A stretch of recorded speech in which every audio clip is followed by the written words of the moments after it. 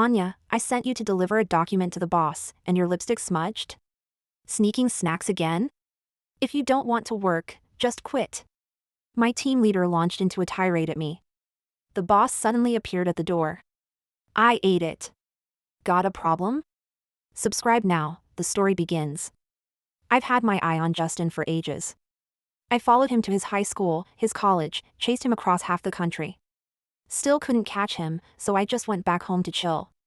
Then he suddenly landed as our company's boss. I secretly thought my chance had come, only to find out he already has a 4-year-old kid. The new boss is way too handsome. With a boss like that, I gladly work overtime with him every day. Too bad he's divorced and has a kid. The moment Justin arrived, the office girls went wild. Hearing them gush about him daily made me feel stifled. All those years I chased him, he got married, divorced, had a kid, lived quite the exciting life. Meanwhile, I'd just been foolishly pining for him all this time. This time, I finally gave up. Over the weekend, my elders arranged a blind date for me. The moment I saw Justin sitting across from me, I thought the world must have glitched. And he? He glanced at me once and asked if I wanted to marry him. Was he out of his mind? Why me? I asked, clutching my racing heart. Was I really better than that influencer who waited for him downstairs every day? You look more honest, he replied bluntly.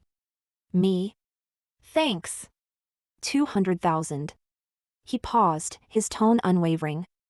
I'll give you 200,000 annually. It's a contract marriage. I won't interfere with your freedom. What makes you think 200,000? Before I could finish. Ding. 200,000 credited to my bank account.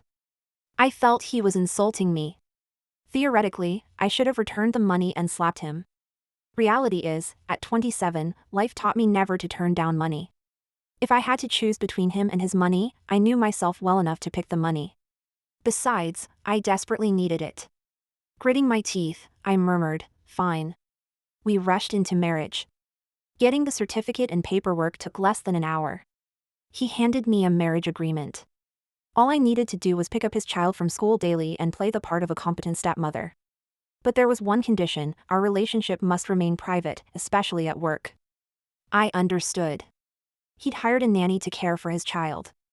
$200,000 a year for nanny work, the pay was admittedly a bit disappointing.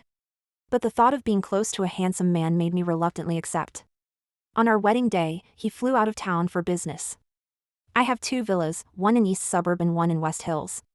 Pick whichever you want, he said coldly from the back seat as he left. You're giving it to me? I stammered nervously.